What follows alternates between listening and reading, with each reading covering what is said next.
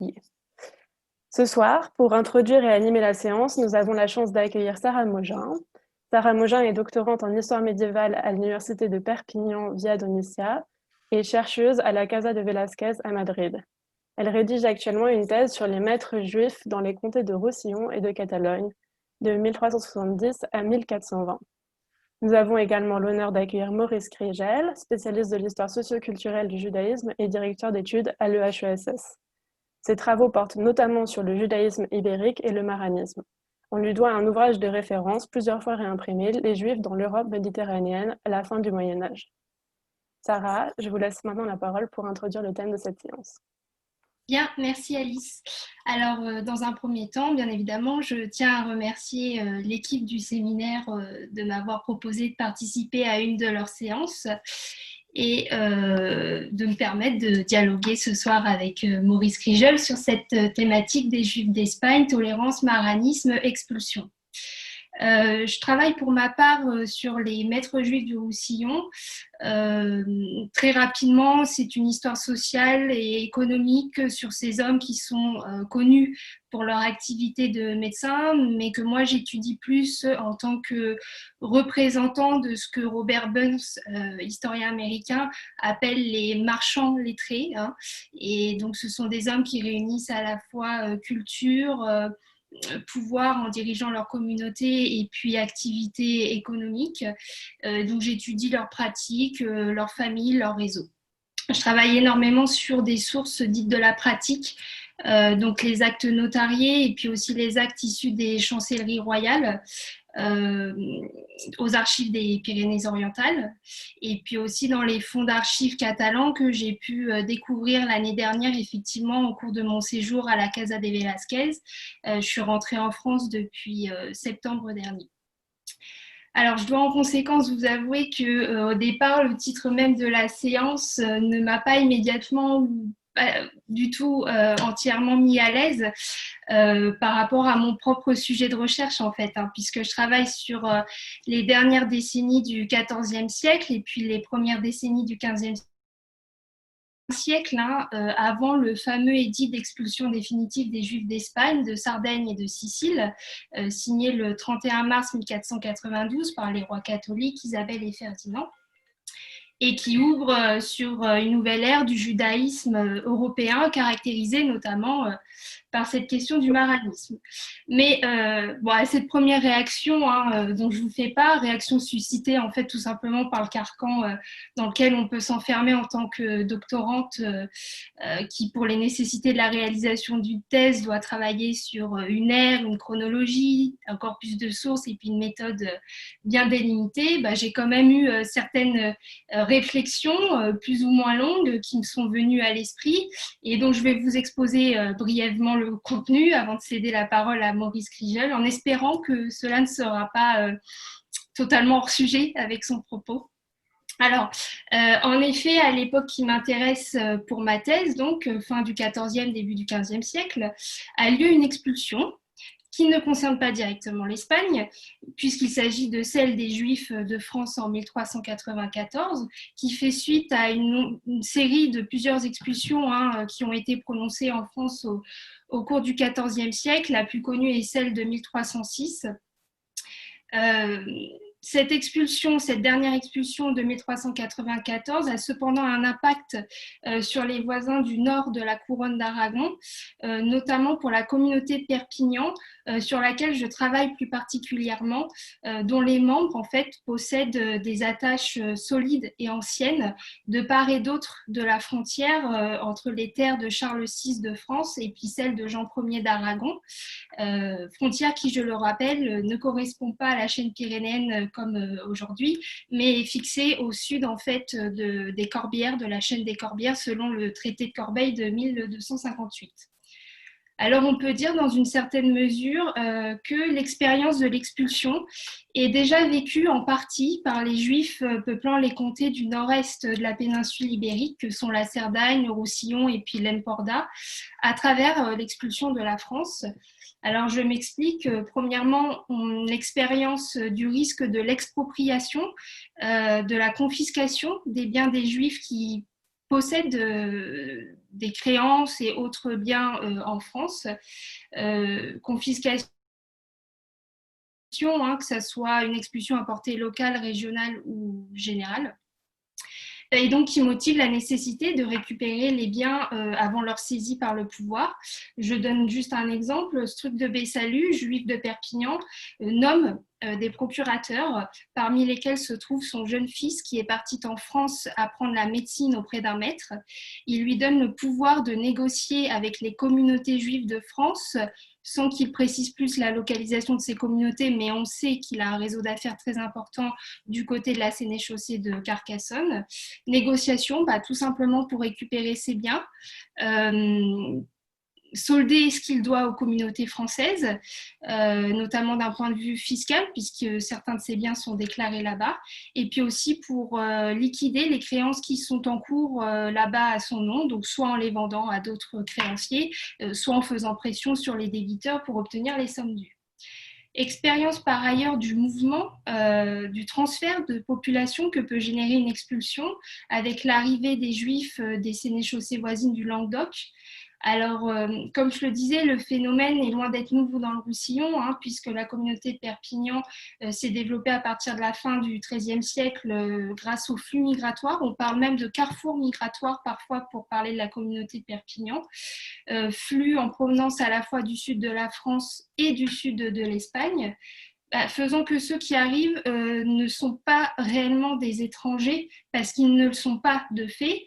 Par exemple, Maître Isaac Cabrit revient s'installer à Perpignan à la toute fin du XIVe siècle. Il était en France auparavant pour étudier aussi la médecine à Montpellier avec le chancelier Jean de Tournemire, mais il avait précédemment épousé une juive de Perpignan, Bonetta, en 1390. Et puis pour les nouveaux arrivants qui n'ont pas d'ancrage familial ou commercial avec les terres catalanes, s'ils sont étrangers, cela pose peut-être moins de problèmes à Perpignan dans le sens où il y a peut-être une tradition d'accueil des populations réfugiées plus importante qu'ailleurs, de par son histoire et sa situation géopolitique, comme je l'évoquais, ce qu'il faudrait toutefois vérifier par une étude un peu plus précise que ce que j'avance là. Et puis enfin, expérience de la restriction de la circulation. Si les Juifs de France sont chassés des terres de Charles VI en raison de l'expulsion, elle empêche également les Juifs du Roussillon de s'y rendre, comme ils avaient l'habitude de le faire auparavant, certes de façon régulée, puisqu'il fallait obtenir une autorisation, fournir certaines garanties et puis revenir au bout d'un délai qui était précisé, mais qui n'était pas interdite à proprement parler. Alors attention cependant, cette restriction de circulation, elle a été renforcée par l'expulsion, mais elle est déjà provoquée 3 ans auparavant par un événement qui touche cette fois-ci bien l'Espagne, qui sont les émeutes de 1391 contre les communautés juives, d'abord de Castille, d'Aragon, de Majorque et puis de Catalogne. Pour reprendre le cas de Perpignan, les Juifs sont réfugiés dans le château dès le début des attaques contre leur quartier, à la mi-août 1391. Et de là, le roi apprend que certains préparent leur départ en direction de la France. Le roi décide alors de leur interdire définitivement de quitter la ville. Je voulais vous évoquer ça parce que je trouvais ça intéressant en fait de mobiliser une analyse à l'échelle assez réduite, puisque je vous parle là de Perpignan, pour voir comment 2 épisodes qui touchent a priori des Juifs différents, de 2 royaumes distincts, viennent ici se superposer en termes de conséquences pour une même communauté, une communauté frontalière. Les émeutes de 1391 sont à la fois perçues comme l'aboutissement de poussées anti-juives qui y sont subies tout au long du XIVe siècle, bien que le caractère purement anti-judaïque de ces attaques ait été remis en question. On s'est attaqué aux juifs aussi parce qu'ils représentaient le trésor du roi. Et puis en même temps, elle constitue un jalon important dans l'histoire de l'expulsion des Juifs d'un point de vue de la longue durée, du fait des nombreuses conversions qu'elles suscitèrent et de la façon dont elles vont être prises en compte par l'État. La conversion des Juifs devient en effet une affaire à part entière, d'où les campagnes de prédication qui sont activement menées au début du XVe siècle, notamment par Vincent Ferrier, dans les années 1414-1417, entraînant une seconde vague de conversion. au lendemain de la dispute de Tortosa. Renforcement également des mesures ségrégatives qui reflètent l'inquiétude du mélange des juifs et des conversos, terme utilisé dans les sources que j'exploite, qui ne permet pas de savoir si les baptêmes ont été pris de force ou non, et de mesurer la suspicion que ces baptêmes génèrent quant à la foi et les pratiques des nouveaux chrétiens. Contrairement au terme de Maran, qui recouvre une dimension quand même un peu plus négative au départ, puisque ça renvoie au crypto-judaïsme. La conversion serait la solution aux problèmes juifs. Alors, reste à savoir pour qui cela posait à leurs problèmes. Les couches populaires sont traditionnellement désignées dans l'historiographie, mais la conversion devient elle-même un problème dont se saisit l'Inquisition. Comme l'a souligné Maurice Krigel dans ses travaux sur la question de l'expulsion des Juifs d'Espagne, et sans vouloir empiéter sur sa présentation, ce n'est pas tant les convertis de façade qui sont désignés dans le texte du préambule du décret comme le problème premier justifiant la décision d'expulsion, mais bien les Juifs qui empêchent les convertis d'être de bons chrétiens. Et cela m'amène en fait à faire un parallèle une fois de plus avec les événements de la fin du XIVe siècle, et notamment la dissolution de la communauté juive de Barcelone, sur laquelle Claire Soussen est revenue et a relevé, je cite, « les mécanismes d'une logique qui, poussée à son terme, fait des Juifs les coupables des événements de l'été 1391 et qui sert de prétexte à leur élimination définitive au sein de la ville ». Donc, en effet, l'argument avancé par le Conseil de la ville, qui s'oppose à la création d'une nouvelle communauté juive, d'une nouvelle Ajama, c'est le terme qui est utilisé pour désigner les communautés institutionnalisées, c'est tout simplement la honte sur les convertis et qui ne peut être en fait résolue que par l'interdiction du retour et de l'installation des Juifs, les ordonnances restreignant les contacts ne suffisant plus. Les Juifs deviennent ainsi les coupables de leur propre tourment. Et donc, je me demande à quel point cela constitue un élément de discours, ce qui est loin d'être ma spécialité, dans le sens où il serait repris, en fait, pour légitimer l'aspiration par les pouvoirs de chasser les Juifs, d'abord d'une ville, ensuite d'un royaume, mais qui en même temps traduit aussi peut-être une réelle inquiétude sur la force de résistance que peut représenter les Juifs, que l'on autorise à rester jusqu'en 1492, aussi exclu soit-il de la société. Voilà, et maintenant je vais laisser la parole à Monsieur Krigel.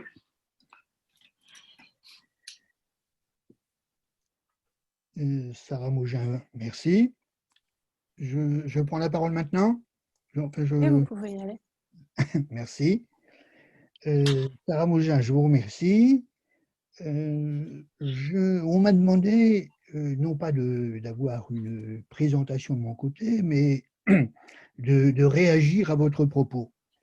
Alors, peut-être deux, trois observations, puisque vous avez évoqué 1391 et le problème du maranisme. Alors, quelques mots sur 1391. Il me semble que cette date constitue une grande coupure dans l'histoire du judaïsme ibérique. Cette année-là, des émeutes, on peut dire, si l'on veut, des pogroms, ont éclaté d'abord dans le sud de la Castille, ont remonté en Castille un peu partout, et se sont étendus ensuite vers l'est, vers les territoires de la couronne d'Aragon, Catalogne, Valence. Donc en fait, la péninsule ibérique, en tout cas les deux grands royaumes, Castille et Aragon, Catalogne, ont connu des émeutes, et ce qu'elles ont d'important, c'est qu'elles se soldent par des conversions massives.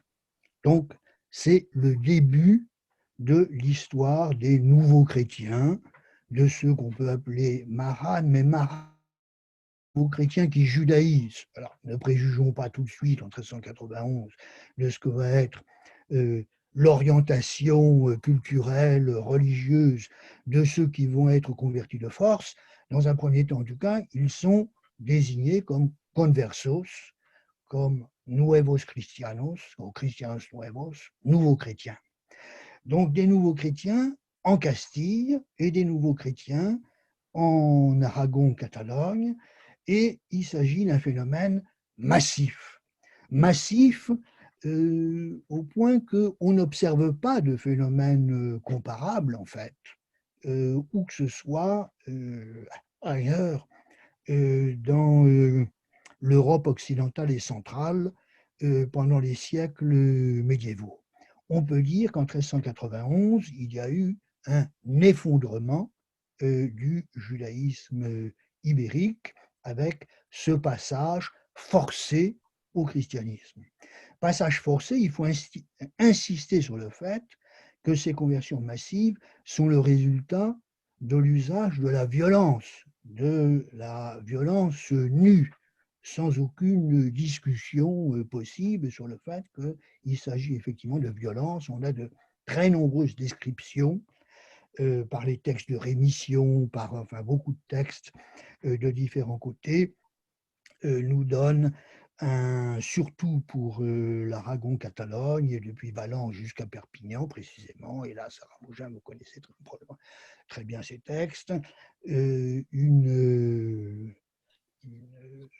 portrait, si on peut dire, une description précise de ces événements durant l'été 1391. Et cette année 1391, elle ouvre une période d'instabilité qui va durer en gros 25 ans. L'année 1391 elle-même, et ces émeutes peuvent s'interpréter, me semble-t-il, dans trois contextes. D'une part, ces émeutes sont l'expression ibérique, l'expression locale du phénomène général en Europe occidentale et centrale, d'instabilité sociale et politique d'après, disons, la peste noire, dans le post-1348. N'est-ce pas ? On a, en particulier dans les années, on a beaucoup insisté sur cette tranche chronologique particulière, 1378, 1382, on peut la remettre un peu en cause. Toujours est-il qu'on a la révolte des Ciompi à Florence, la révolte des paysans anglais en 1381, on a les révoltes diverses à Paris, en Normandie, en Languedoc, à la suite du décès de Charles V, n'est-ce pas, et dans les premières années de Charles VI. Et on a donc ces confrontations sociales extrêmement puissantes. Et dans la péninsule ibérique, pour dire les choses simplement, ça prend la forme de l'agression à l'égard des communautés juives.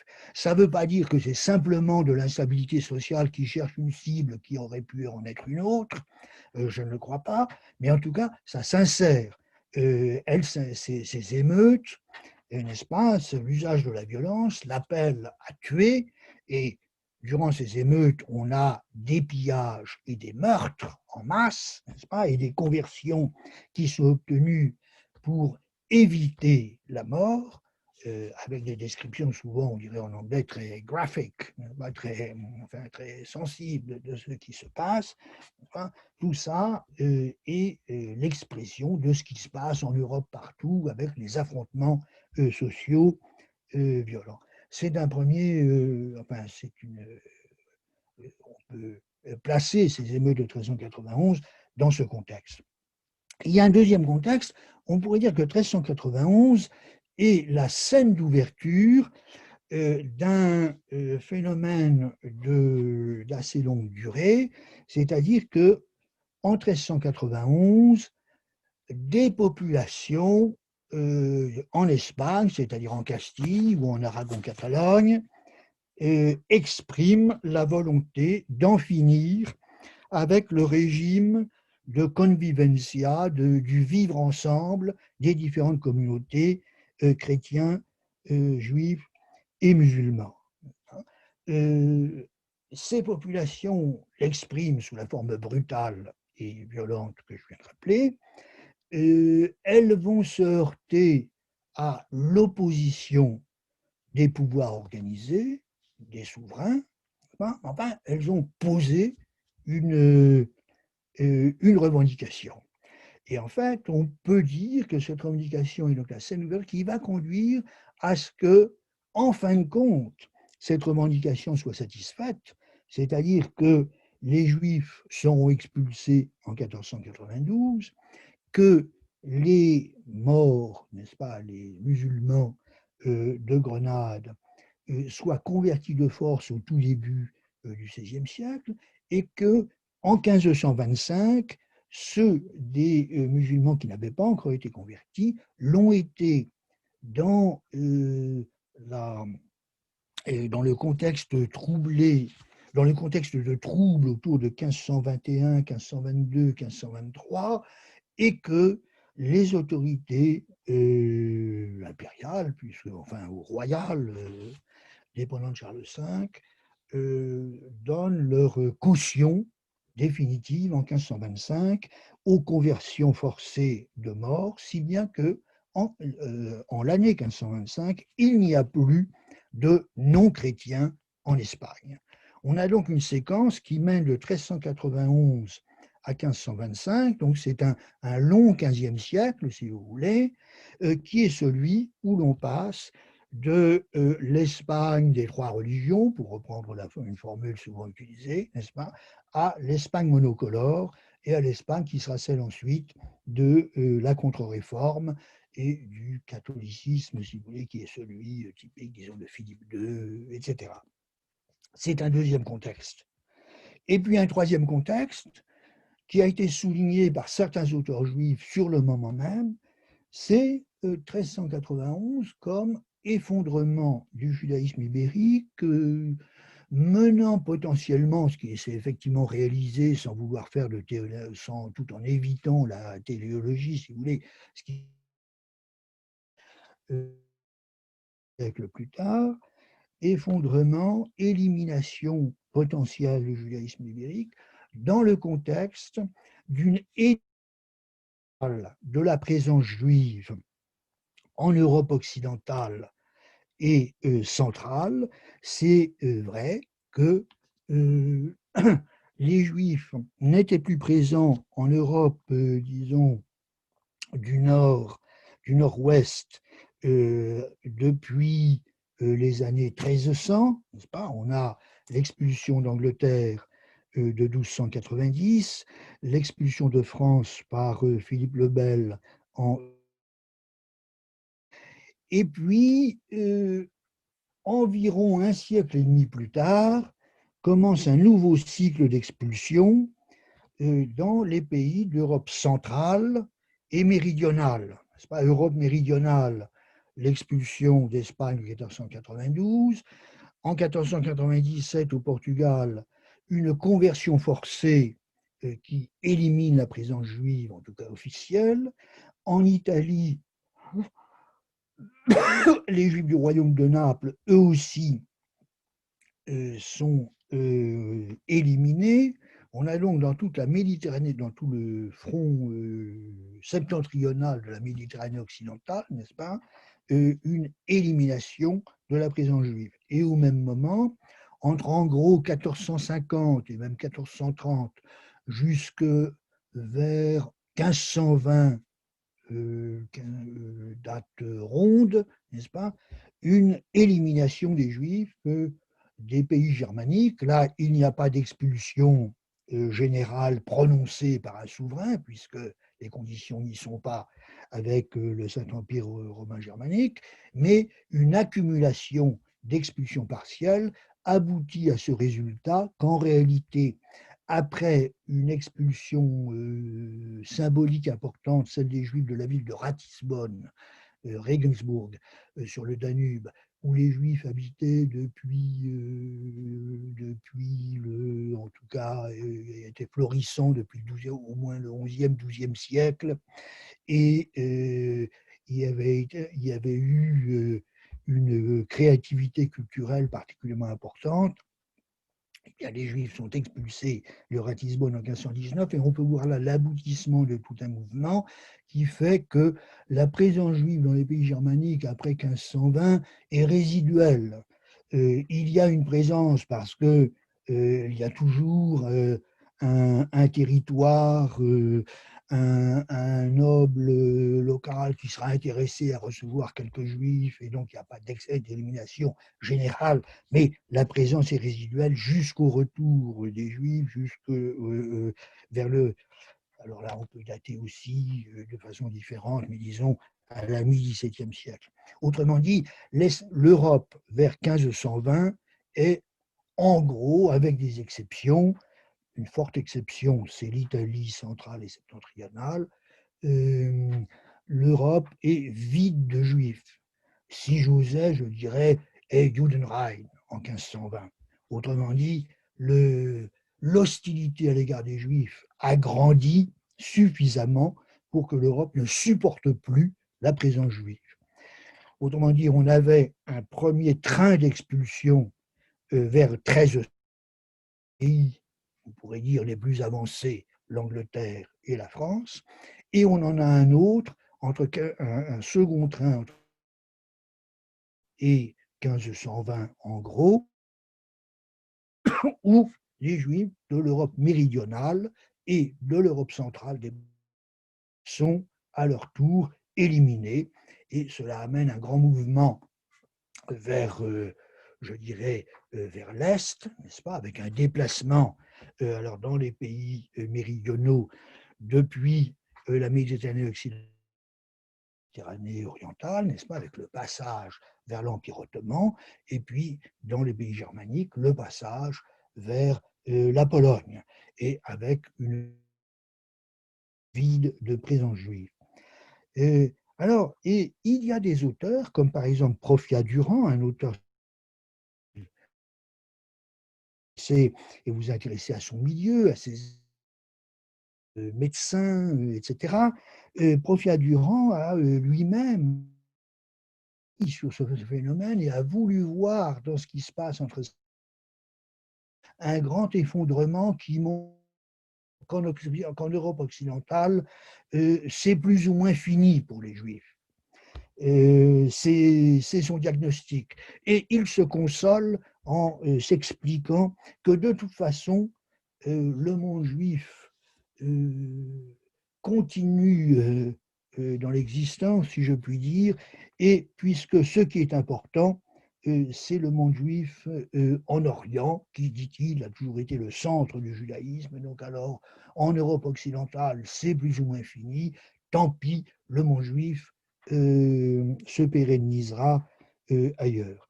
Alors voilà, pour 1391, il y a ces trois contextes ou ces trois dimensions temporelles, n'est-ce pas? Sur le moment, 1391, expression locale de l'effervescence sociale et politique à l'échelle européenne dans la période qui suit la peste noire, et n'est-ce pas, dans l'époque qu'on appelle généralement la période de crise économique et sociale, enfin, on peut discuter, enfin, en première approximation, utiliser ces formules. Le deuxième moment, c'est sur le plan ibérique, logique plus longue, 1391 comme ouvrant lui à monocolore, n'est-ce pas, sans juifs ni et juifs, plus spécifiquement 1391 comme un moment fort dans ce processus qui amène à l'élimination de la présence juive dans le Moyen. Alors, bon, après avoir, si vous voulez, rappelé un peu cette scie vaste de ce qui se passe en 1391 à plusieurs niveaux, quelques mots sur le maranisme, puisque vous en avez un peu parlé, ou vous êtes un peu interrogé, qu'est-ce que je peux dire autour du maranisme, c'est pas ma période, etc. Alors là, bon, et disons 1391 ouvre dans l'histoire du judaïsme ibérique une période, je disais tout à l'heure, de 25 ans, de 1391 à, alors pour donner des dates précises, 1417, disons, alors 1391, c'est une date précise parce que dans l'été 1391, il y a ces émeutes qui commencent en juin à Séville et puis qui se poursuivent, qui arrivent à Valence, de là jusqu'à Perpignan, n'est-ce pas, avec les événements que vous devez connaître, y compris par les documents que vous découvrez, notamment notariés, etc. 1391, c'est très précis. La fin de cette séquence turbulente l'est moins. Il y a, en tout cas, il y a deux moments forts, 1391 et puis autour de 1411, 1412 et jusque vers 1415, et même jusqu'à dans une certaine mesure, vers 1417, 1419. Enfin, il y a une turbulence qui a du mal à s'essouffler.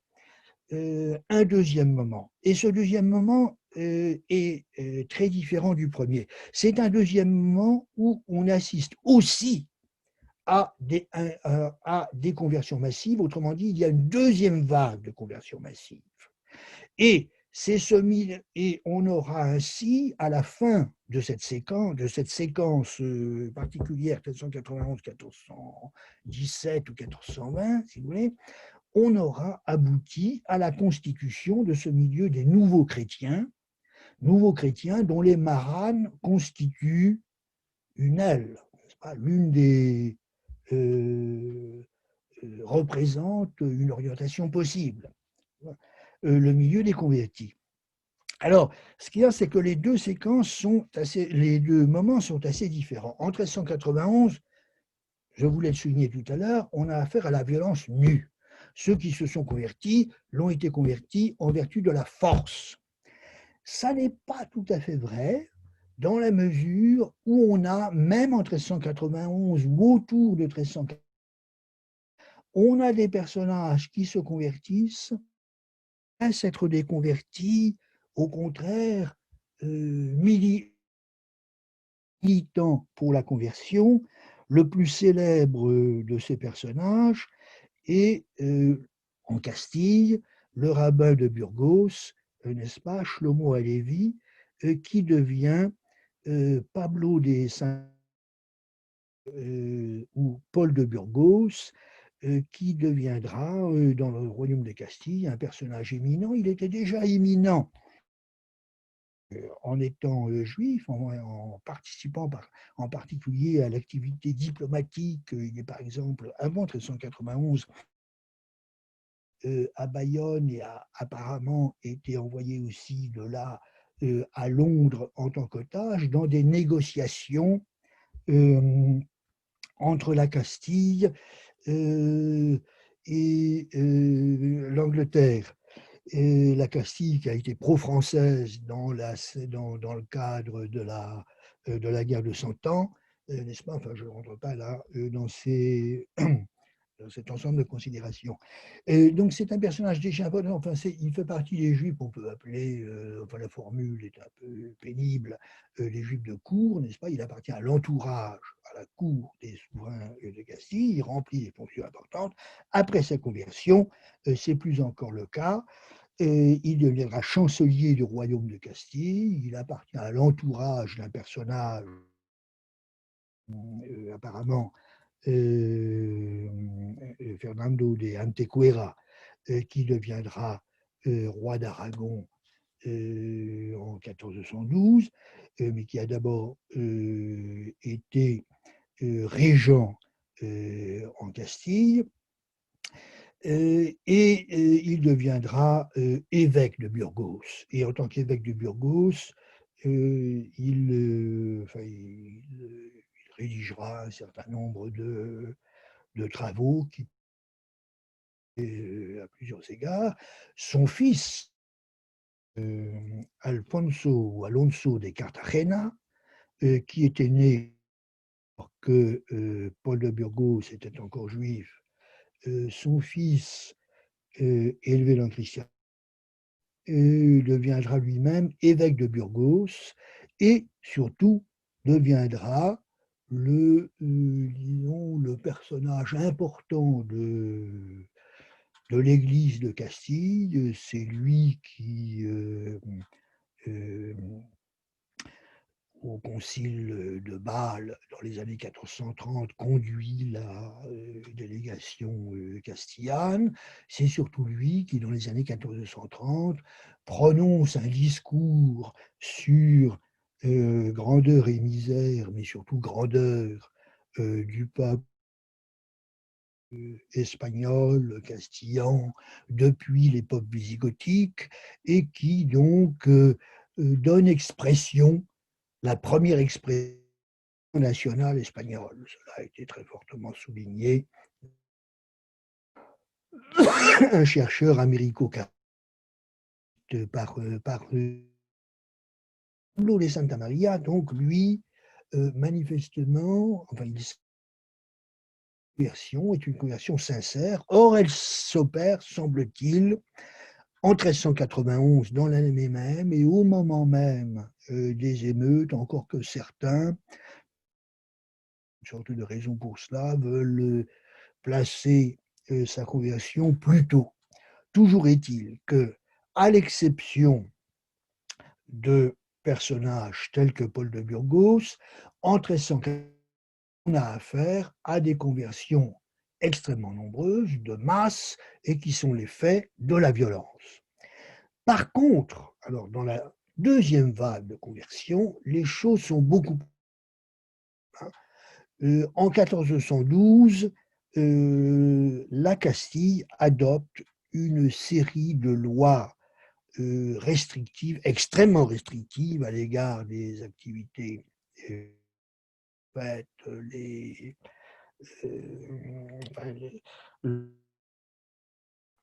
un très grand nombre de métiers, d'occupations, d'activités économiques. À partir de 1411, un personnage, Vincent Ferrier, qui appartient à cette galerie des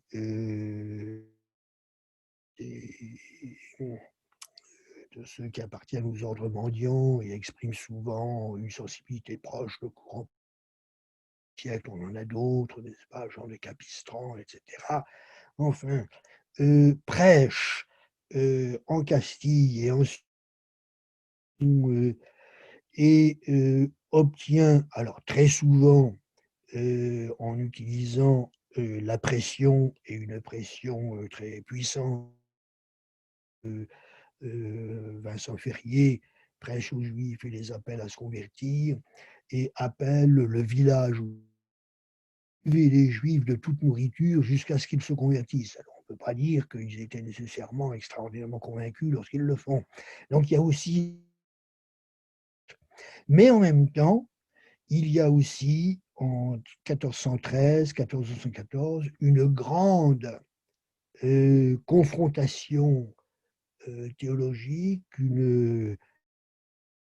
organisée dans la ville de Tortosa, au sud de Barcelone, n'est-ce pas, un peu moins de 100 km de Barcelone, entre représentants du judaïsme et représentants du christianisme. Et au cours de ce débat,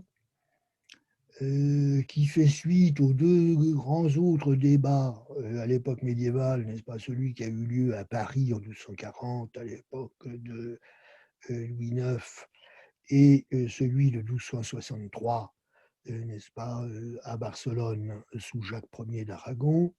C'est le troisième grand débat. Le mot débat est d'ailleurs un peu euphémise ce dont il s'agit. Ce débat dure 1 an et demi. Il connaît d'ailleurs de nombreuses interruptions. Au cours de ces débats, et dans le cadre de la pression exercée sur les Juifs appartenant au coût supérieur des communautés, se convertissent. Par exemple, vous avez des personnages qui appartiennent à une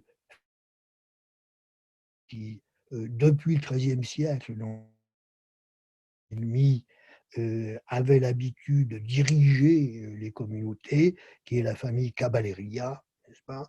Et certains de ses membres, d'entre eux, se convertissent 1414. Ils occupaient, avant leur conversion, des fonctions élevées dans l'administration du royaume d'Aragon-Catalogne. Ils en occupent à nouveau après leur et on aura dans la famille, dans cette famille Cavalleria, les serviteurs de l'État, n'est-ce pas, Aragon-Catalogne, jusqu'à l'époque de particulier, un personnage qui est un petit-fils de l'un de ceux qui se sont convertis en 1414 ou autour de 1414, et sous Ferdinand et Isabelle, à la fin du XVe siècle. Il est vice-chancelier du royaume d'Aragon, et vice-chancelier ne doit pas induire en erreur. En réalité, c'est le personnage qui dirige toute l'administration du royaume. Et on aura d'ailleurs de très nombreux juifs venus de ces élites liées à l'administration, à l'affaire, à la direction des affaires fiscales en Castille comme en Aragon, qui, devenus convertis, n'est-ce pas, une fois ces familles converties, jouent un rôle important dans la vie politique des deux pays. Et donc, mais en tout cas, donc là, autour de ce qui se passe entre 1411 et en gros 1417, on a une pression très forte de la part de diverses entités. Il y a la pression de l'Église avec Benoît XIII, pape ou antipape à l'époque du schisme de l'Église, n'est-ce pas, de Fernando de Antequera qui devient roi d'Aragon après que d'Aragon-Catalogne soit venu à sa fin, et évidemment ça crée une crise dans ce royaume.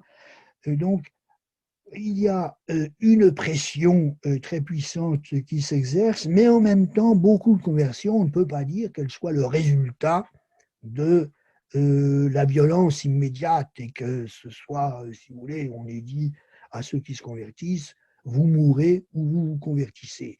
C'est assez difficile à apprécier quelles ont été les motivations et les circonstances chaque fois de ce qui amène la conversion. En tout cas, cette deuxième vague se referme, pourrait-on dire, vers 1417. 1417, c'est l'année où se termine le grand schisme dans l'Église, n'est-ce pas, où il y avait eu donc 2 et puis 3, à un moment 3 papes, et le concile de Constance élit un pape, Martin V, qui, à l'égard des Juifs, revient à la politique traditionnelle. Donc ça, si vous voulez, ça apaise un peu les choses. Et puis, en 1419, 1418, 1419, 1420, il y a aussi un passage de témoin, si l'on peut dire. Fernando de Antequera meurt, lui succède son fils Alphonse V, qui revient lui aussi à une politique traditionnelle qui consiste à protéger les communautés juives, à les exploiter en même temps, mais étant entendu que leur droit à l'existence n'est pas remis en question. Ça, c'est du côté Aragon, et de même en Castille, après une longue période de régence, arrive au pouvoir un jeune roi, Jean II, et là aussi, retour à la politique traditionnelle, autrement dit, l'épisode très turbulent qui s'était ouvert en 1391 se referme définitivement, en tout cas dans l'immédiat, vers ces dernières années, la deuxième décennie, les années 1400, donc autour de 1418, 19, 20. Voilà. Alors, il y a cette séquence, non, n'est-ce pas, cette séquence 1391-1420 ou 1417, qui crée le phénomène Marat, qui crée le phénomène un, un milieu nouveau, le milieu des nouveaux chrétiens. Et c'est dans ce milieu des nouveaux chrétiens que va se former que va apparaître, que va émerger le maranisme, autrement dit la judaïsation, la volonté de certains va s'exprimer, la volonté de certains nouveaux chrétiens de, de rester engagés envers une identité juive serait-elle clandestine, puisque le retour à l'identité juive n'est pas autorisé. Alors, l'histoire du maranisme, donc l'histoire du maranisme, l'histoire, n'est-ce pas, de cette résistance de juifs convertis dans des circonstances turbulentes, soit de force très nette, soit de pression. Cette histoire du maranisme, c'est une histoire qui parcourt 4 siècles, qui mène de 1391 à, en gros, la deuxième moitié du XVIIIe siècle, puisque à Madrid, encore dans les années 1720, il y a des persécutions très fortes, inquisitoriales, contre ceux qui sont dénoncés comme nouveaux chrétiens. Donc jusque vers 1720 et encore, et c'est d'ailleurs là où il y a des lois de pureté de sang, elles sont abolies tardivement, etc. Donc au moins, disons, jusqu'à la fin du XVIIIe siècle. Donc 1400, 1750, par là, n'est-ce pas, 3 siècles et demi d'histoire du maranisme. Et cette histoire, elle s'ouvre en 1391, si bien que donc elle ne s'ouvre pas en 1492 comme avec l'expulsion d'Espagne, n'est-ce pas? L'expulsion d'Espagne, l'expulsion des Juifs d'Espagne en 1492 je pense que la réponse des Juifs à l'édit d'expulsion a été un départ massif, une affirmation forte d'identité juive, n'est-ce pas, de refus de la conversion. L'édit autorisait et même appelait, d'ailleurs de façon contradictoire, les Juifs à rester en Espagne, puisque désormais il y a l'Espagne après Ferdinand et après l'union entre la Castille représentée par Isabelle et l'Aragon-Catalogne représentée. Il y a l'Espagne et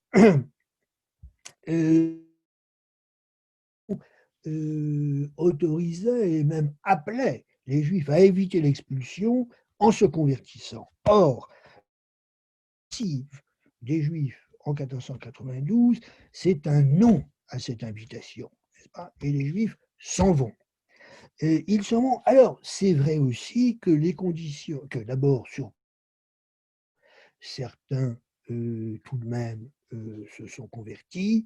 Le cas le plus célèbre, c'est juste, enfin le plus connu, c'est celui précisément de celui qui était le grand rabbin de Castille, Abraham Senior, dans des conditions qui sont assez, enfin, sur lesquelles on peut porter des appréciations diverses, mais surtout les conditions du départ des Juifs, de leur exode, les conditions d'arriver et d'arriver dans un premier temps un peu nulle part, parce qu'il n'y a pas pour les occidentales leur est fermé. Alors c'est vrai qu'ils peuvent aller dans le pays d'à côté, au Portugal, et puis par ailleurs ils peuvent passer en Afrique du Nord où l'accueil est affreux, et généralement ils s'en vont assez rapidement. Ils passent parfois en Italie, mais c'est surtout une terre de transit, et ils vont, ça peut prendre 20 ou 30 ans, ils partent vers l'Empire ottoman, mais cet exode se poursuit dans des conditions absolument affreuse. Et beaucoup de ceux qui sont pris, n'est-ce pas, dans cette situation, sont retournés en Espagne pour retrouver d'abord un endroit où vivre, où ils seront accueillis parce qu'on parce qu'on les connaît, parce qu'ils auront les occupations qui étaient les leurs avant leur départ, etc. Mais en même temps, on a beaucoup de documents là-dessus, parce que chaque fois qu'un juif retourne en Espagne et met le pied sur la terre espagnole, il y a d'abord, il doit témoigner qu'il se convertit, et il y a généralement un document qui se félicite de l'illumination qui a produit cette conversion. Et donc, on a beaucoup de documents, mais en même temps, ça ne représente pas un milieu très nombreux, et c'est aussi qualitativement un milieu qui est épuisé après les épreuves de l'expulsion, qui revient en Espagne dans des conditions de démoralisation intense, qui va chercher à se faire oublier, à disparaître un peu, c'est d'ailleurs ce qui se produira, si bien que le maranisme n'est pas le fait de ce qui se passe en Castille après 1492. Ça existe après 1492, mais c'est pas là que le maranisme existe de façon importante. Il existe de façon importante dans deux régions.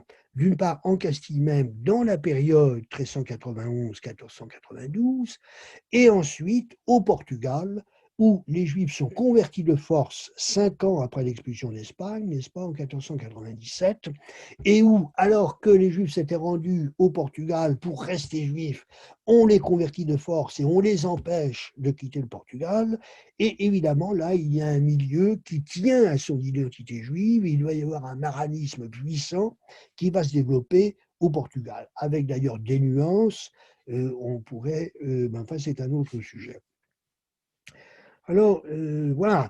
Et pour 1492, je dirais que 1492, la décision d'expulsion, elle vient pour l'essentiel du regard posé, enfin j'y reviendrai peut-être un peu plus tard, je vais m'arrêter pour le moment, sur le milieu des nouveaux chrétiens. C'est le rapport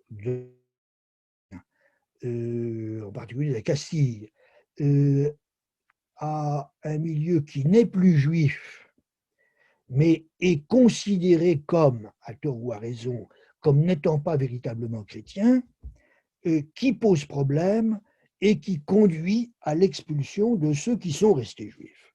Voilà, je m'arrête là pour le moment.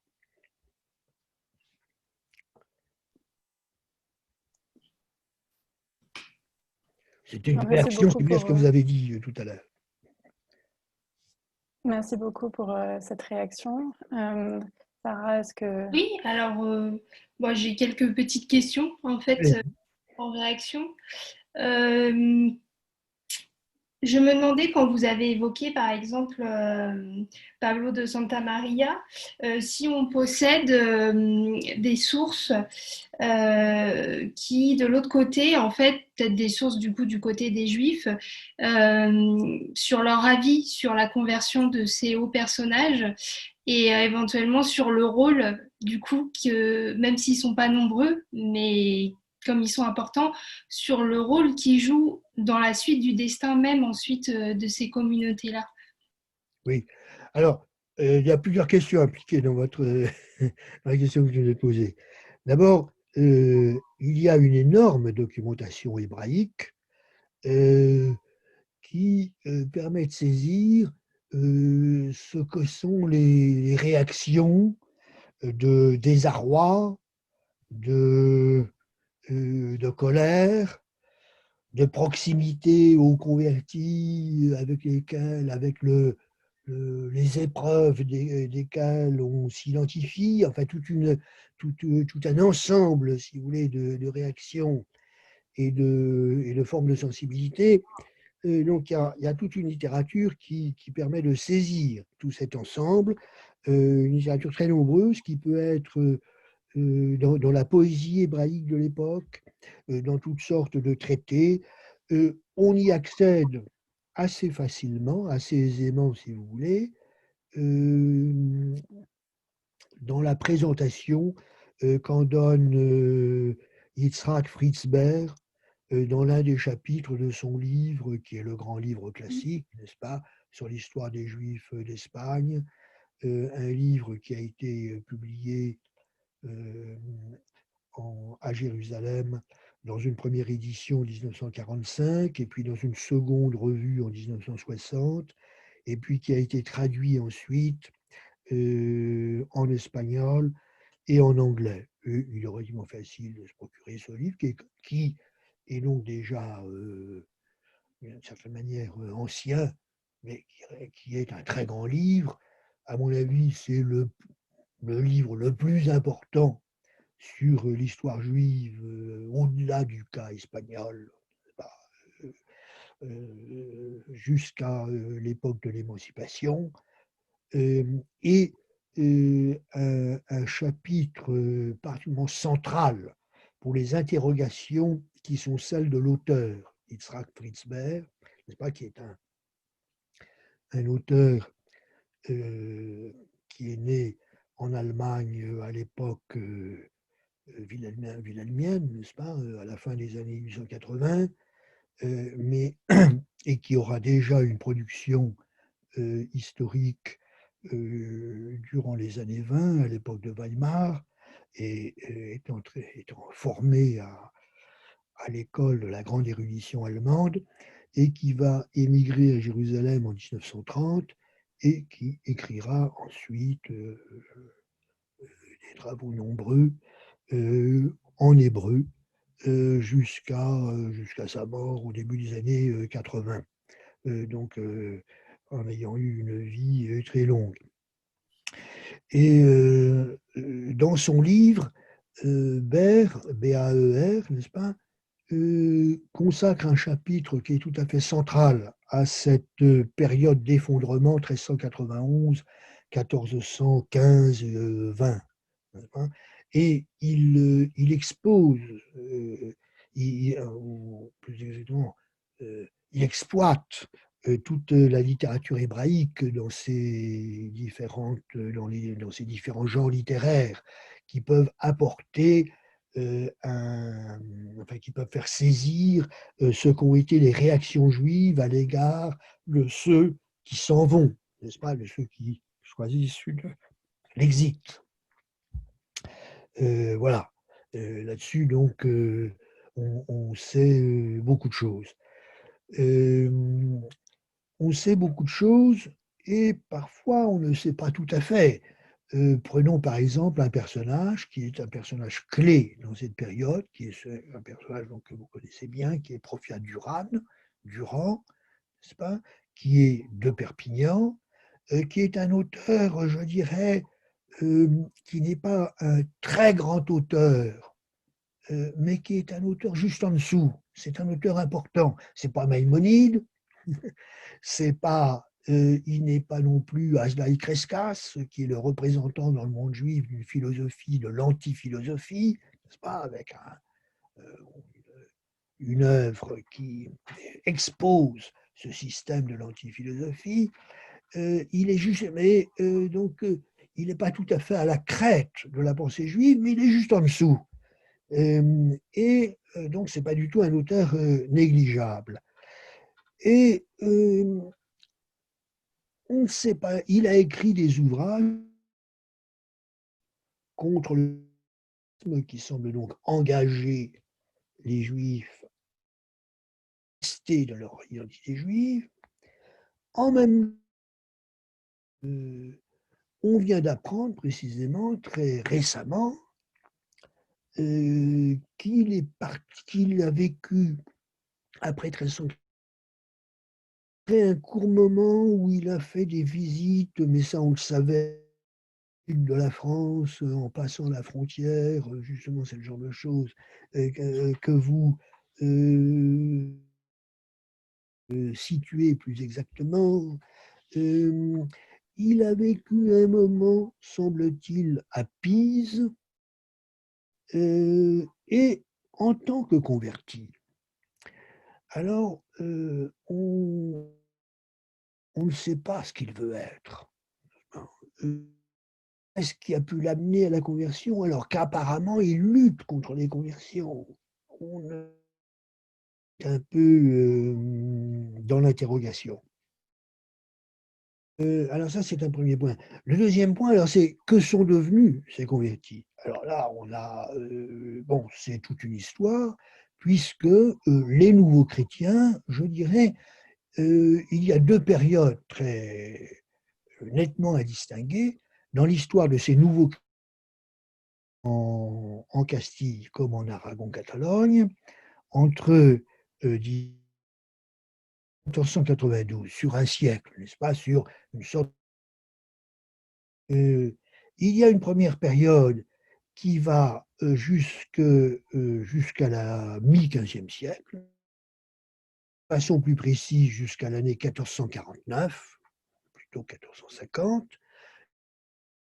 parce que c'est l'année où à Tolède est adopté, créé par la municipalité dans des conditions de rejet, dans des conditions où il y a une atmosphère plus ou moins joachimiste, on pourrait dire révolutionnaire pour aller vite. En tout cas, est adopté un décret selon lequel les gens nouveaux chrétiens, n'est-ce pas, de fonction dans la ville, quelque hérité de leur adhésion au christianisme. C'est l'origine elle-même qui les rend inhabiles, incapables de remplir des fonctions publiques. Alors on peut dire, et c'est là donc un moment de renversement, on peut dire qu'on a donc une première période d'un premier 15e siècle jusqu'à 1449, donc 1450 si vous voulez, et qui va de 1450 à, disons, l'année 1492, en particulier avant aux années 1461. Alors la première période, c'est une période où on a un milieu de nouveaux chrétiens qui doit s'interroger ce que vont être ses stratégies, ses choix, ses options, avant même toute réaction de la part de la société majoritaire. Il y a trois options sont ouvertes. Dire nous n'avons pas choisi la conversion, elle vient de nous être imposée, soit par la violence, soit par la pression, mais en même temps, l'esprit chrétien, donc nous appartenons désormais à la société majoritaire, les discriminations anciennes ne plus sur nous, il y a une chance, pourrait-on dire, d'émancipation au prix de la conversion, mais la conversion, elle a déjà eu lieu, donc on n'a pas choisi, mais en tout cas, il y a la chance de l'émancipation, allons-y. Donc, autrement dit, il y a un choix qui est celui de les sociétés ibériques, du mise à distance de l'identité ancienne et du choix de se fondre en Castille ou en Aragon dans les sociétés d'accueil, n'est-ce pas? C'est un premier choix possible. Un deuxième choix qui est évidemment celui qui est de l'autre, c'est le choix de ceux qui, au contraire, considéreront qu'on leur a imposé la conversion et qu'ils veulent donner expression à l'identité juive à laquelle ils restent fidèles, hein, choix du maranisme, choix du crime. Et puis, il y a une troisième option qui n'est pas exactement, mais qui est probablement la voie empruntée par la majorité, qui est celle de ceux qui ne savent pas très bien où ils en sont et qui vont réagir très largement de la société majoritaire. Lorsque celle-ci serait eh ben, enfin, le cours des choses va les amener à s'intégrer plus ou moins aisément. Par contre, lorsque la société majoritaire devient, enfin, multiplie les signes d'hostilité, et bien nécessairement, ils vont être renvoyés à leur identité sur les façons de dépouiller ce christianisme qu'ils n'ont pas voulu, n'est-ce pas? Et ça va donc flotter. Voilà. Alors, dès le départ, on peut imaginer que ces trois options ou ces trois voies vont être empruntées en même temps, précisément dans la première moitié du XVe siècle, disons de 1391 jusqu'à 1449. Le phénomène majeur, c'est dans la société, euh, dans les sociétés ibériques, castillanes ou catalano-aragonaises, n'est-ce pas, avec une société extérieure, une société majoritaire, une société d'accueil qui est précisément accueillante, qui se révèle beaucoup plus ouverte que la plupart des autres sociétés européennes, n'est-ce pas? Et là, il y a quelque chose qui est particulièrement difficile pour la résistance face à la pression extérieure, qui est la pression convertisseuse, n'est-ce pas? On veut que les juifs cessent d'être juifs et se convertissent, mais en même temps, s'ils se convertissent, on est prêt à les accueillir dans des conditions, disons-le rapidement, d'égalité. Et voilà, alors c'est quelque chose qui est sui generis parce que dans la plupart des pays européens, dans tous les autres pays européens, de façon générale, on observe que les juifs qui se convertissent restent un peu dans un no man's land où la communauté juive, n'est-ce pas, les proscrit parce qu'ils ont quitté le bateau de l'identité, mais la société extérieure, elle, continue à les mettre à distance et n'est pas véritablement accueillante. On peut avoir toutes sortes enfin, pointer toutes sortes d'individus qui ont occupé telle ou telle fonction, etc. Dans l'ensemble, les Juifs qui se convertissent, les Juifs n'ont pas où aller dans la société extérieure, et c'est d'ailleurs une des raisons de la résistance identitaire, c'est que de toute façon, le monde est peu accueillant. Par contre, ce n'est pas ce qui se passe en Espagne. On a une société qui, précisément, peut-être à cause de la convivencia, de la convivence entre les groupes socioculturels, et même si justement celle-ci en est à sa fin, elle est en train de s'épuiser, n'est-ce pas? Et puisqu'on passe petit à petit à l'Espagne monocolore, l'héritage est suffisamment présent pour que les convertis soient accueillis sans qu'on ait en permanence à leur dire oh ben, au fond, on ne veut pas de vous, etc. Et donc, dans cette première moitié du siècle, je dirais, la réaction la plus typique, enfin l'attitude typique de la société espagnole, c'est celle d'un accueil. Et en fonction de l'accueil, il y a le trajet de ceux qui ont été convertis, et c'est un trajet qui est une sorte de success story, c'est-à-dire que les juifs, les ex-juifs, connaissent une mobilité ascendante, n'est-ce pas, s'intègrent dans la société soit castillane, soit aragono-catalane, et accèdent à des fonctions qui leur étaient auparavant interdites, remplissent un rôle souvent majeur, soit sur le plan symbolique, soit dans la direction réelle des affaires politiques. Et je signalais tout à l'heure Alfonso de Cartagena, évêque de Burgos, fils du rabbin de Burgos, et qui est celui qui donne la première expression au sentiment national castillan, Donc là, c'est sur le plan symbolique quelque chose de très puissant. Et c'est une success story. Et puis, il y a le renversement, n'est-ce pas? La deuxième moitié du siècle. Alors, la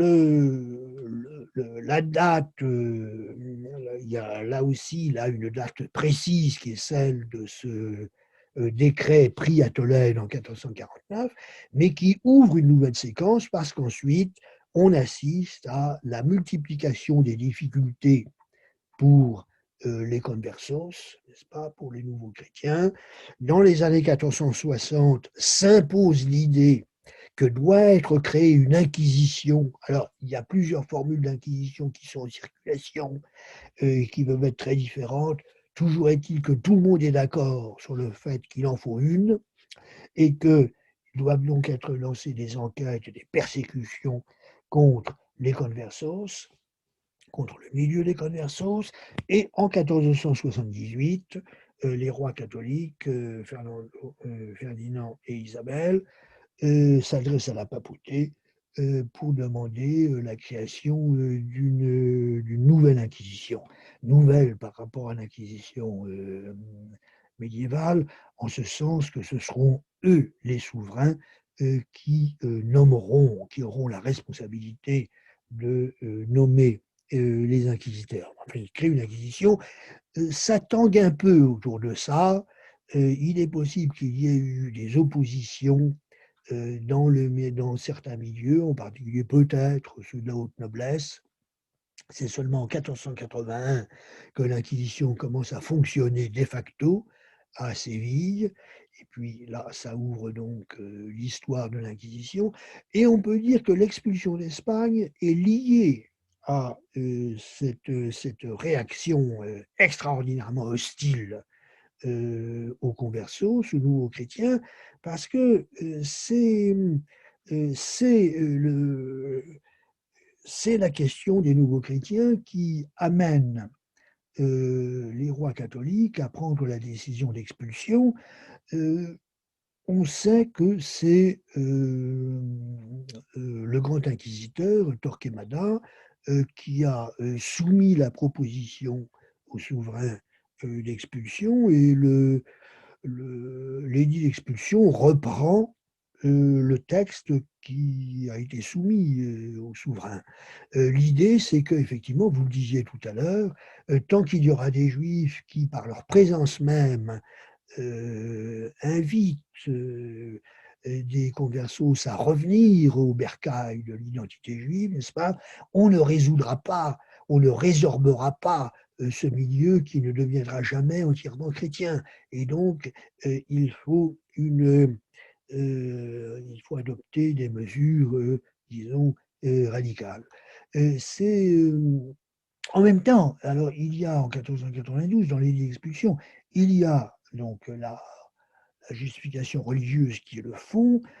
En même temps, elle est prise sur un fond d'hostilité croissante, mais comme ailleurs, par exemple en Europe centrale au même moment, à l'égard des Juifs, cette hostilité, elle était déjà très forte au XIVe, elle le devient encore plus au XVe. Les formes de cette hostilité sont connues. Et c'est ce qui fait que plusieurs textes nous parlent alors aussi des Juifs qui sont riches, etc. Ça relève surtout du discours, étant entendu qu'il est tout à fait vrai qu'il y a des fermiers d'impôts juifs qui gèrent d'ailleurs pour une bonne partie les finances royales, pour une partie. Bon. Et évidemment, comme les financiers, il y aura tous les discours possibles qui pourront être entendus.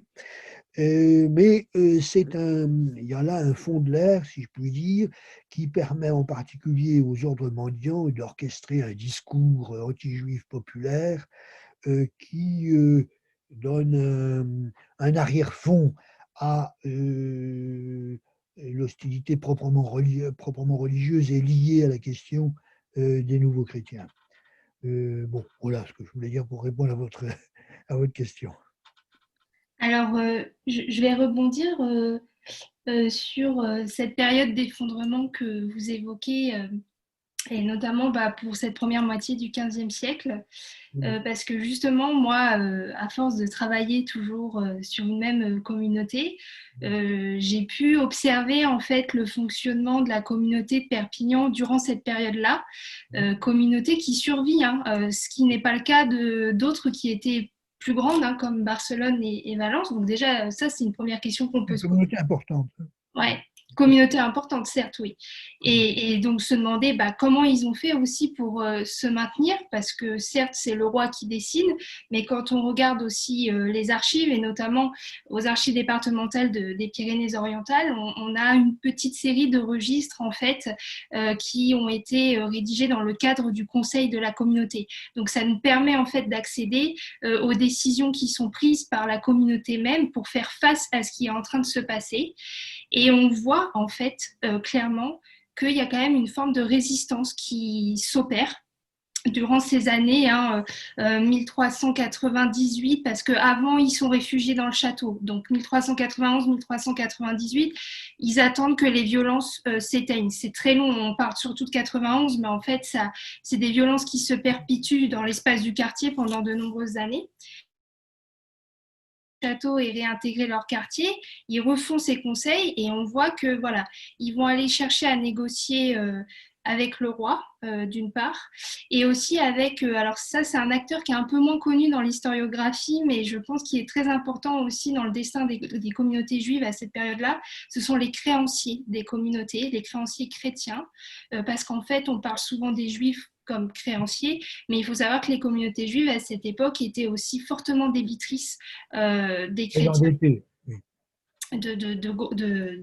de financiers chrétiens, et qui font pression, mais une très forte pression. On parlait de cette pression pour la conversion, mais il y a aussi une pression incroyable à cette époque-là sur les communautés pour rembourser ce qu'elles doivent.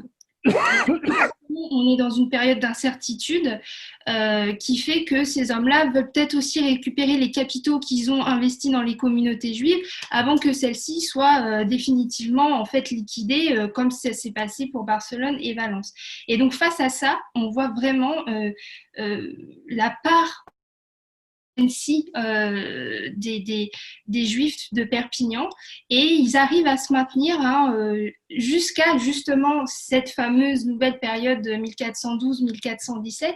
Et ce qui est quand même incroyable, c'est de voir que pendant ces quelques années, ce sont justement ces grandes familles, ces élites aussi, qui s'investissent véritablement pour le sort de leur communauté et qui finalement finissent par partir. Ça, c'est vraiment une question parce qu'on peut se demander, tous ces efforts-là, finalement, là je parle d'un effort parce que c'est ce que je vois principalement, économique, financier, finalement qui est réduit quasiment à néant ensuite par la conversion.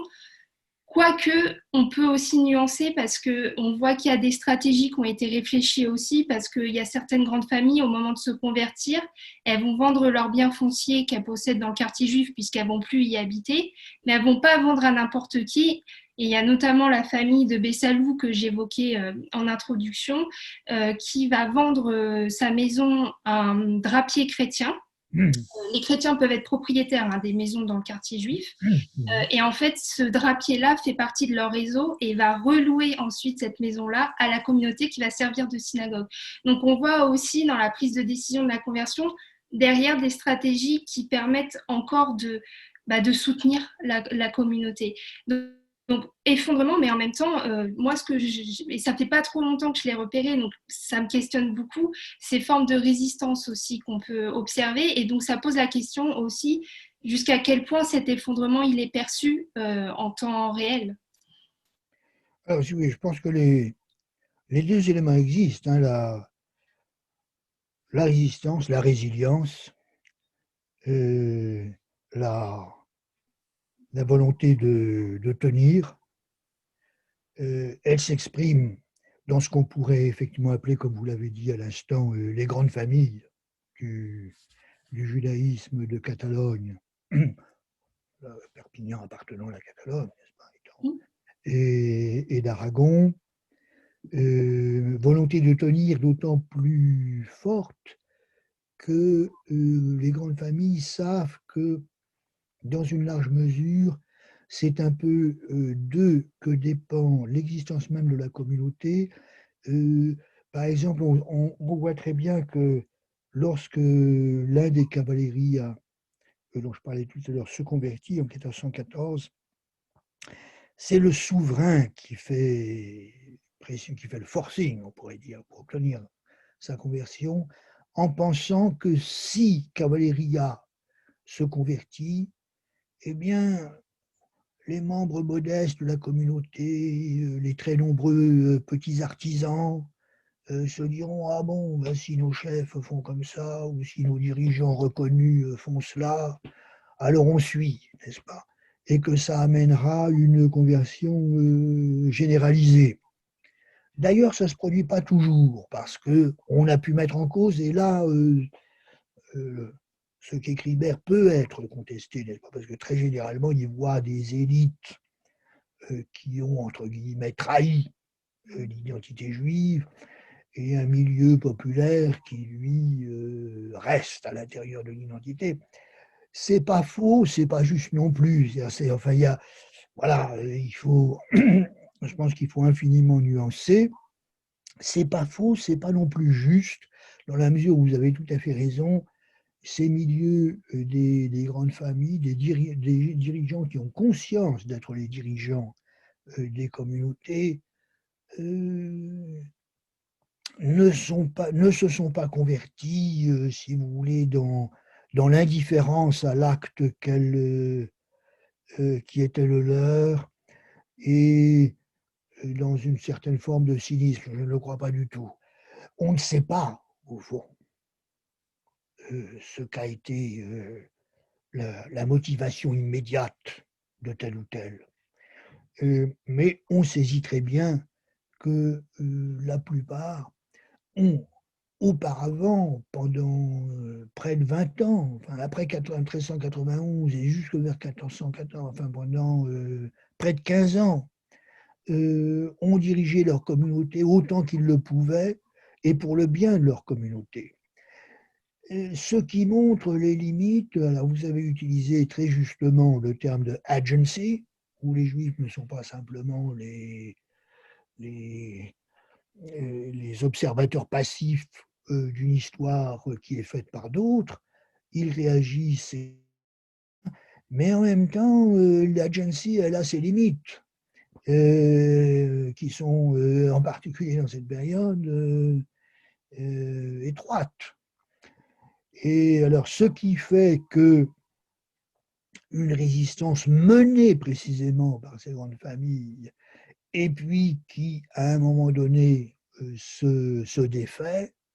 Alors, pourquoi exactement ça s'est défait? Alors, il y a une explication qui était celle de Bert, qui n'est pas fausse et qui, en même temps, doit être infiniment nuancée, n'est-ce pas? Puisque Bert, parlant de la trahison, il emploie le mot, la trahison des élites communautaires, n'est-ce pas? Pensait qu'un état d'esprit d'indifférence religieuse, un état d'esprit qui serait fort, considérant l'observance religieuse comme nécessaire à la conservation des équilibres sociaux, comme salutaire pour entretenir cette conservation des sociétés, mais en même temps considérant la pratique religieuse comme étant utile pour des gens qui n'appartiennent pas à l'élite et qui ne sauront pas saisir que cette pratique est essentiellement une forme historique, laquelle pourrait être différente, étant entendu que les différentes religions positives, les religions qui existent, sont nées dans certaines circonstances et ont été créées des pratiques qu'il est très utile que le petit peuple continue à observer, mais pour les élites, au fond, l'essentiel, c'est la croyance en un certain nombre de grands principes, et ces élites, au fond, serait pénétré par une sorte de déisme qui fait que la pratique religieuse est inutile, au-delà de la est utile pour le grand nombre, mais pas pour elle-même, ou en tout cas, elle ne l'observe que dans la mesure de sa fidélité politique à une communauté. Et voilà. Alors que, donc, si vous voulez, là je résume très brièvement, Baer considère qu'il y a cet état d'esprit résumé par le mot avéroïsme, autrement dit en référence à Averroès et à l'incroyance imputée à Averroès, et peu importe ici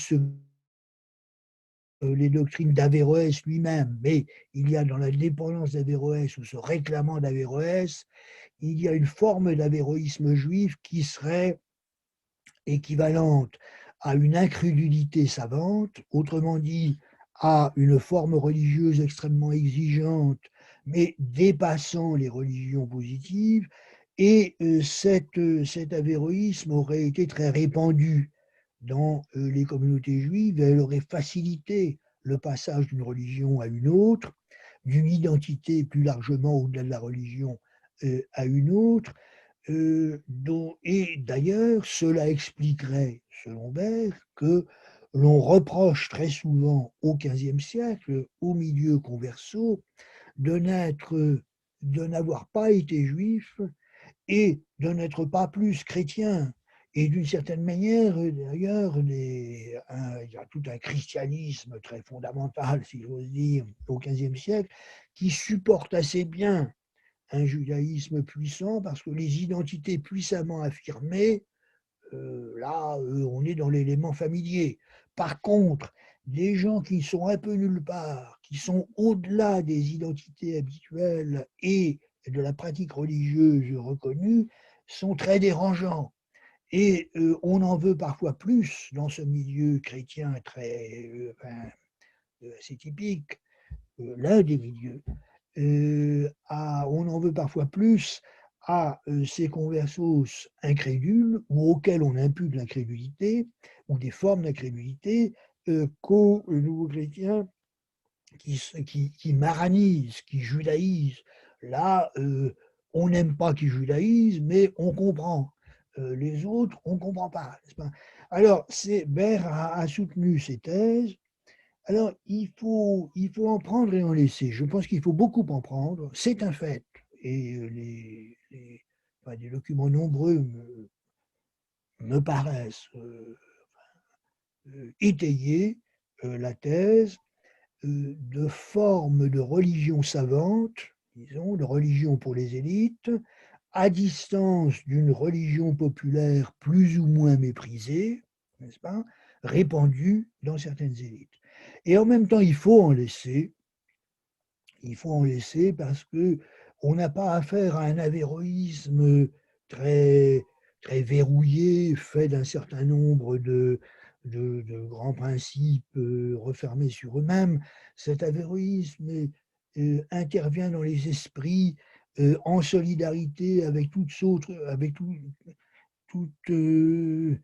toutes autres formes de sensibilité religieuse et culturelle qui ne sont pas nécessairement d'ailleurs, tout ça, l'ensemble n'étant pas cohérent, mais enfin, la plupart des gens ne sont pas cohérents. Donc, dans les univers intérieurs de beaucoup de membres des éléments, n'est-ce pas, de la religion savante, relativement mettant à distance une religion populaire considérée comme avec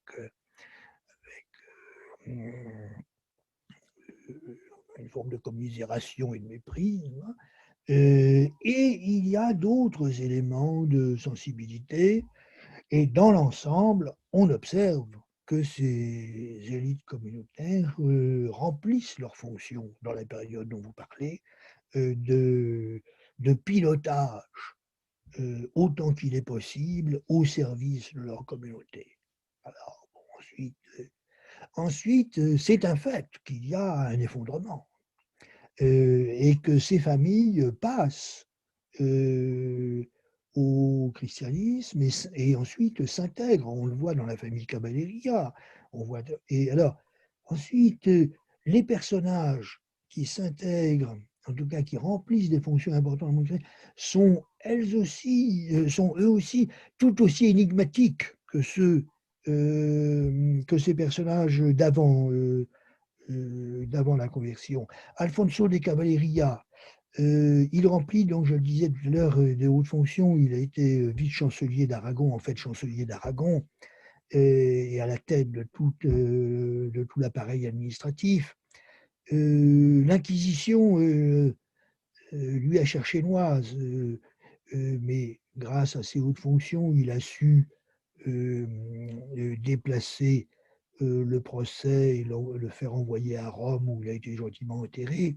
Mais en tout cas, il a quand même eu lieu, ce procès. Et alors, on a des dépositions. Alors là, oui, c'est le problème de la fiabilité des sources inquisitoriales, c'est très compliqué. Mais on a l'impression qu'il se félicite d'appartenir au monde nouveau qui est le sien, parce que c'est le monde de la grande politique, et il veut avoir une activité politique, ce qui est large, au-delà d'une communauté juive et de la gestion d'une communauté juive, c'est quand même tout petit.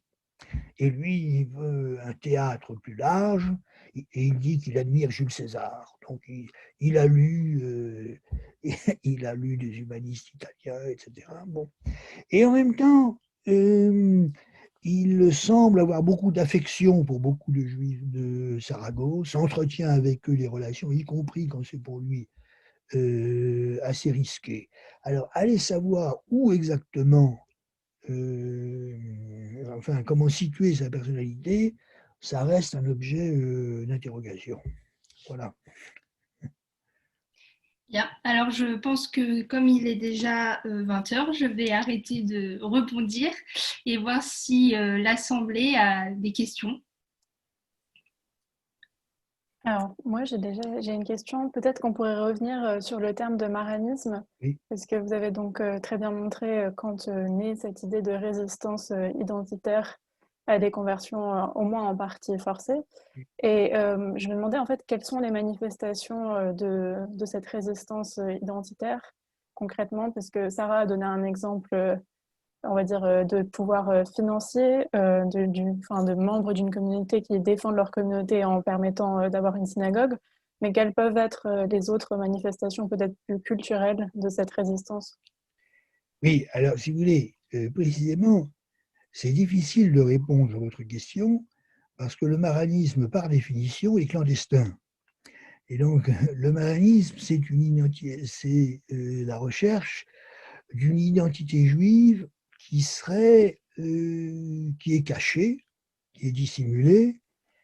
Et donc, à partir de là, aller savoir ce que les gens ont dans la tête, c'est difficile de le savoir. Alors, l'Inquisition, elle n'a pas de doute. Il y a beaucoup de la majorité des nouveaux chrétiens, selon elle, ont persisté dans le crypto-judaïsme, dans la revendication d'une identité juive. C'est pas parce que l'Inquisition le dit que c'est nécessairement faux. Il ne faut pas. Enfin, elle a ses propres raisons pour le dire.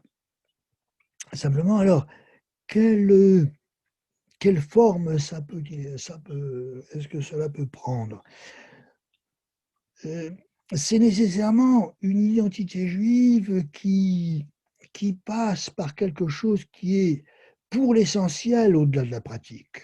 Alors, il y a des pratiques qui peuvent avoir été conservées hors du regard extérieur, dans les demeures de chacun, étant entendu que, surtout, il est probablement plus facile, plus aisé d'observer des interdictions, de s'abstenir de quelque chose, par exemple de ne pas manger de porc, que d'observer positives, que d'observer des mitzvot précises.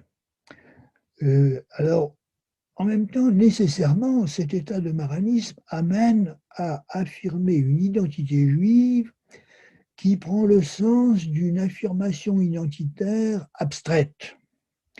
Et c'est ce qui souvent d'ailleurs suscite l'hostilité d'une partie de l'opinion juive. Les juifs restés juifs sont très divisés dans leurs attitudes à l'égard des Maharan, pour plusieurs raisons.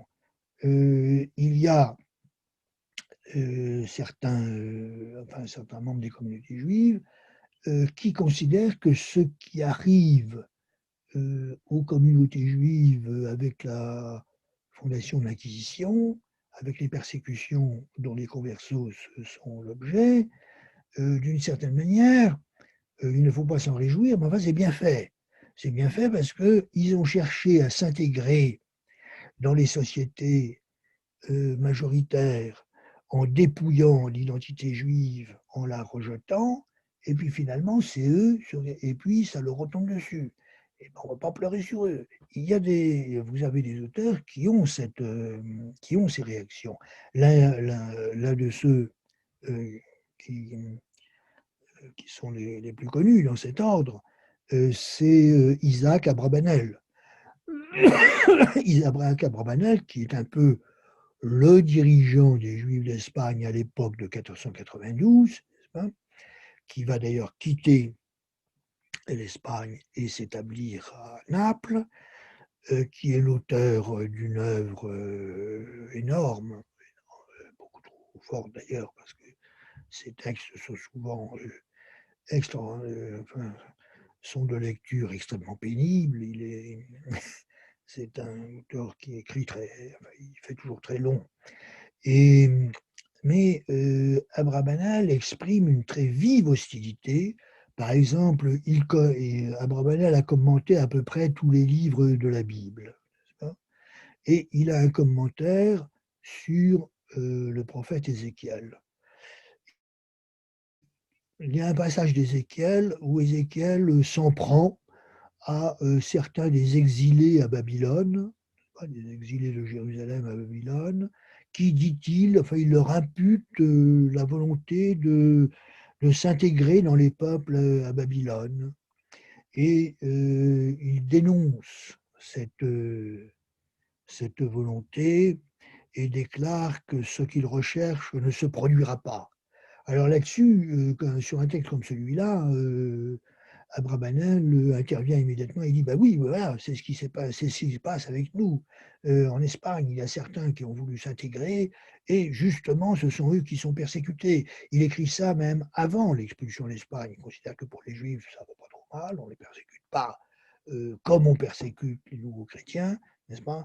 Et que ce n'est pas par hasard que les nouveaux chrétiens ont cherché l'intégration et elle n'a pas été possible.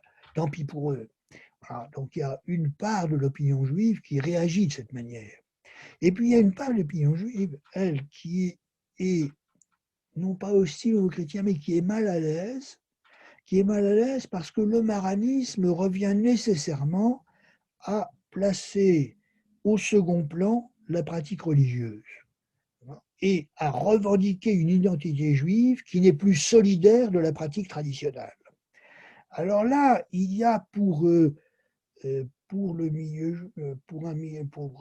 partie du milieu juif, une sorte de piège.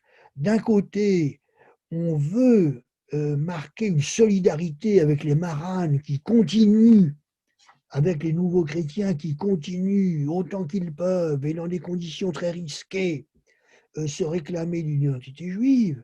On cherche à marquer à leur égard une sympathie, une solidarité, et en même temps, on se dit, cette solidarité, ça conduit à dire qu'au fond, l'essentiel, c'est l'affirmation de l'identité, au-delà de la pratique et au-delà du monde de la tradition, et ça, c'est extrêmement dangereux pour le monde traditionnel. Donc, voilà. Alors, les pratiques réelles, on a des affirmations ici ou là. Ce qu'on sait le plus nettement sur ce que sont les pratiques, c'est ce que nous donnent les informations qui nous sont livrées par les textes d'Inquisition. L'Inquisition interroge des nouveaux chrétiens et les accuse d'avoir observer les commandements, etc. On soumet à la torture ceux qui sont accusés, pas toujours, mais dans assez nombreuses circonstances. Et on a les dépositions des accusés. Alors, le problème qui est posé là, pour le dire très vite, c'est un très vaste problème, c'est celui de ce qu'on pense de ces documents d'inquisition. Vous avez des auteurs, alors, il y a trois positions possibles. Il y a la position des auteurs qui considèrent, ben voilà, les accusés ont reconnu qu'ils ont ils ont le vendredi soir allumé des bougies, que ceci, cela, etc. Bon, ben, ça montre qu'il y a des formes de pérennité religieuse liées à une volonté identitaire qui existent. Il y a une autre position extrêmement sceptique. C'est celle, par exemple, qui est celle de Ben-Sion Netanyahou, qui est le père de son fils. Et lui, dans un livre qui est un livre important, sur lequel il y aurait beaucoup de réserves à faire, mais qui est un livre important tout de même, sur les origines de l'Inquisition, et dans d'autres ouvrages d'ailleurs de sa part, a soutenu la position que faire confiance aux documents inquisitoriaux, c'est un peu équivalent à la confiance que porterait un historien dans 3 siècles lorsqu'il découvrirait les procès de Moscou des années 1950, dénonçant le complot trotskiste menaçant de détruire l'Union soviétique, et qui considérait que, ah bon, alors il y a eu un complot trotskiste, c'est montré dans les textes. Alors il considère donc que ça relève de la fabrication pure, n'est-ce pas? Ce qui est vrai là-dedans, c'est qu'il y a une intervention des inquisiteurs dans les questions qu'ils posent, là où ils veulent mener, etc. C'est-à-dire que son point de vue est, à mon avis, tout à fait excessif, mais en même temps pose des problèmes réels. Je pense que, là, je prône pour la prudence et pour une solution bon, qu'on pourrait taxer d'être un peu trop à la François Hollande, si vous voulez, un peu, il y en a pour tout le monde, qui consisterait à dire il faut utiliser les sources inquisitoriales avec prudence et en critiquant le texte à chaque étape. En même temps, il y a beaucoup à retenir. Et je pense que c'est la position juste. Et dans ces textes, on voit très bien, alors ça dépend des milieux, des contextes, on voit des formes assez généralisées. En même temps, ce qui fait la limite des textes inquisitoriaux, des textes d'inquisition, c'est que les inquisiteurs cherchent à incriminer, n'est-ce pas, à être en capacité d'imposer des châtiments, y compris et d'abord la mort par le bûcher, n'est-ce pas? Et de ce point de vue, ce qui les intéresse, c'est de démontrer qu'il y a eu des pratiques qui sont évidemment interdites. Et au fond, le monde intérieur du Maran ne les intéresse pas. C'est d'ailleurs assez paradoxal, parce qu'en principe, l'inquisiteur veut le rachat de l'âme de celui qui a péché. Mais l'âme du pécheur ne les intéresse absolument pas. Ce qui les intéresse, c'est des faits précis, et d'obtenir un aveu que telle jeune fille a gardé, a revêtu par exemple une robe blanche le jour de Kippour. Ah ben ça montre d'abord qu'elle sait ce qu'est Kippour, et puis qu'elle s'est vêtue d'une certaine manière, etc. Avec ça, c'est ça que l'Inquisition recherche, et c'est ce qui fait que les aveux sont souvent donc des aveux très répétitifs, où on a toujours, oui, il y a eu telle mitzvah qui a été observée, mais enfin, Bon, on peut faire, au départ, l'inquisiteur fait sa liste de mitzvot sur lesquels il attendait les aveux, et lui sont donnés celui qui avoue espérant un bon mouvement charitable de la part de l'inquisiteur, et puis c'est tout ce qu'on a. Ça peut remplir des centaines et des centaines de pages, mais ça ne nous donne pas beaucoup. Enfin, ça nous rend seulement un peu latéralement accès au monde intérieur de l'accusé, n'est-ce pas? Alors, c'est ce qui fait que on est en peine d'en savoir beaucoup plus. On devine qu'il y a que tout dans ce qui est raconté dans les textes inquisitoriales n'est pas fabriqué jusqu'au bout, etc. Et qu'est-ce qu'il y a derrière tout ça? C'est souvent difficile. Alors, parfois, on a par exemple. Alors, il y a dans ces inquisitions un mélange. Si vous voulez, le problème est un peu posé comme les problèmes sur l'acquisition en Italie, sur les textes qu'a exploité Carlo Ginzburg, avec, si vous voulez, où il faut voir où intervient l'inquisiteur pour faire dire quelque chose et où en même temps affleure une réalité. Et il y a des réalités qui affleurent dans ces textes. Et en même temps, il y a des moments, par exemple, où des accusés avouent avoir profané les hosties, etc. Et là, on est dans le registre de la fabrication et du discours qui est qui est prêté à l'accusé qui doit le répéter très manifestement. Donc, c'est tout un matériel qui pose beaucoup de problèmes quant à son usage. C'est à partir de ce matériel qu'on doit essayer d'évaluer quelle forme prend ce maranisme. Voilà. Alors, merci beaucoup pour cette réponse exhaustive. Comme je vois qu'on n'a pas de questions du public pour le moment, c'est le moment ou jamais de poser une question. Et sinon, on va conclure sur ces derniers mots. Merci encore d'avoir accepté de participer au séminaire. Je vous souhaite de bonnes vacances à tous et à toutes et on se retrouvera le 13 janvier pour une séance sur les visages et les faces du judaïsme chez Proust. Voilà. Merci à vous. Merci beaucoup.